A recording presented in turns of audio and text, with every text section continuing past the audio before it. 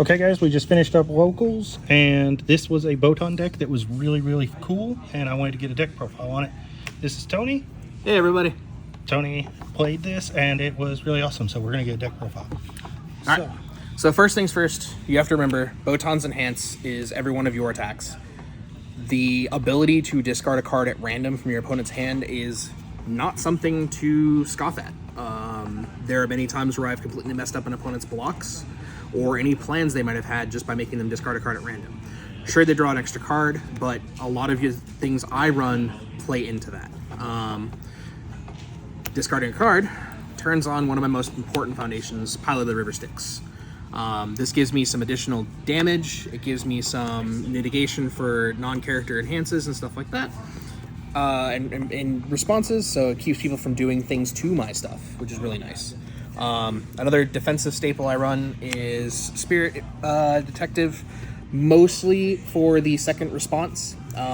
It's to stop anybody who does lots of spammy things or does lots of echo. You can just ditch an echo after removing your momentum. It's pretty cool. Another good card in the deck that I have found tonight is, I'm probably going to move this to 4. It's currently a 3 of his Keiko's Aid.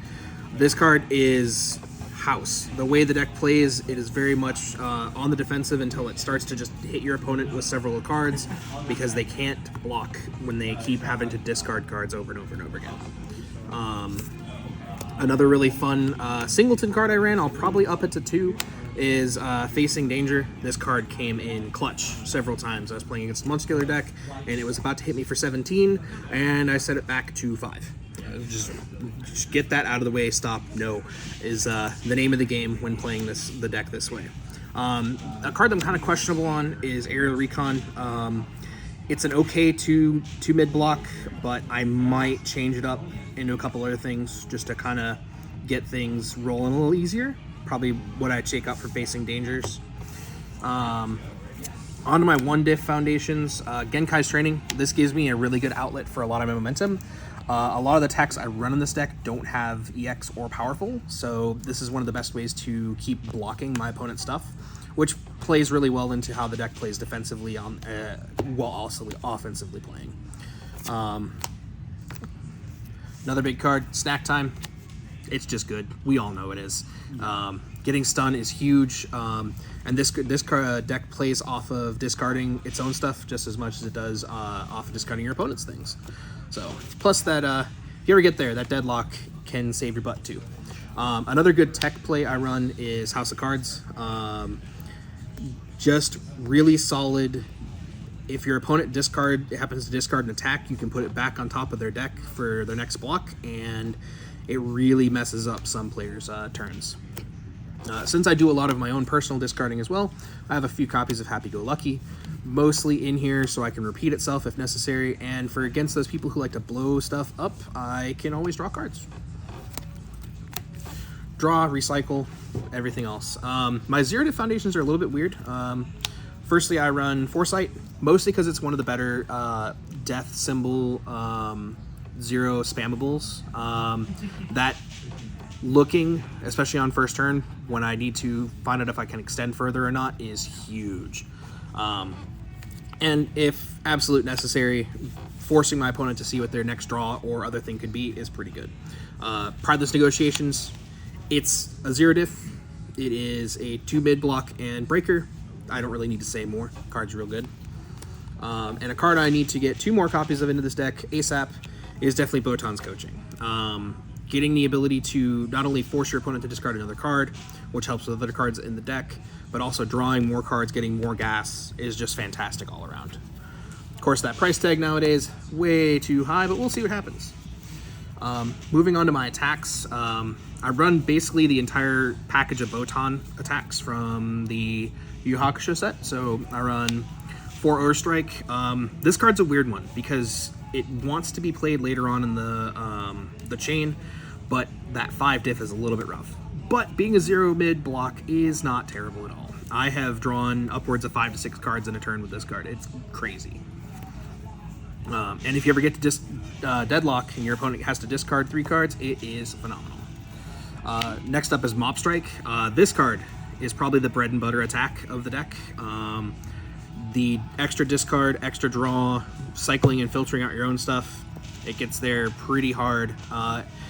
Don't really do a lot of damage upping for this deck, so just having some solid stats is also great. The nasty card of Bat Strike. I've had this attack deal 9, I've had this attack deal 8, and it's a very consistent damage-wise overall. Stats are okay, but if you keep discarding your opponent's blocks, they will probably have to half block this and just take the life loss. This was a suggestion from one of our other players here, and the primary reason I'm playing on Death is Double Palm Shatter. This card makes Bat Strike go absolutely bananas. If your opponent's playing a little bit defensively and trying to keep some blocks up, you could just suddenly force them to not have much of a life total after Bat Strike hits them for 4 and then they lose 7. That being a throw to helps momentum, which helps you get Genkai's training, and the absolute worst, it's still just a throw.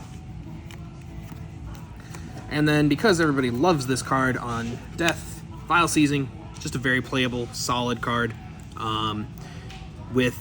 In combination with discarding cards from Botan and things like Snack Time, I have forced my opponent to just let me draw a card and take 2 extra damage from this.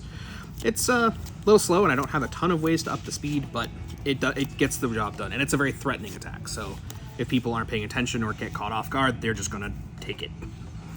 This is another questionable attack in the deck. I might switch it up for something else. I'm not 100% sure what that's going to be, but with certain decks being so prevalent on reducing damage and or swapping speed and damage, I thought having something that can't go below a certain damage isn't terrible. The ability in the card pool to also just try and block your attack and just giving it -3 is pretty good.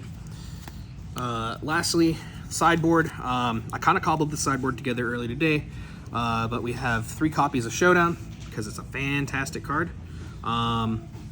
I'm running my extra Keiko's Aid in the sideboard because I felt like I might not need the 4th one. Turns out, the card's just real good. It is probably the ultimate defensive card at the moment. Glamour is another good option for the sideboard. Again, the ability to put it back in your hand if necessary, mess non-throw attacks up pretty hard. It's pretty good. Extra draw power I always love. And then I'm running also in the sideboard 4 copies of Full Cowling Show Impact because there's just tons of ways to up damage, and sometimes you just need an attack to hit hard, and I thought this was a good option. But yeah, I'm going to be making some changes to the deck probably in the next couple days. I'll probably move the Showdowns to main board because they're just so good. Yeah, that's been my deck. This has been a lot of brewing in the making, and I'm happy with the results, even though I did not beat Jin. This deck gave me a lot of trouble today, and Showdown especially. There was game 2 where I took nothing and I whittled you down all the way. Yes. That was really good. I dealt 0 damage because Showdown. Yeah, Showdown's really good. I might actually put it to 4. Anyways, thank you for the time.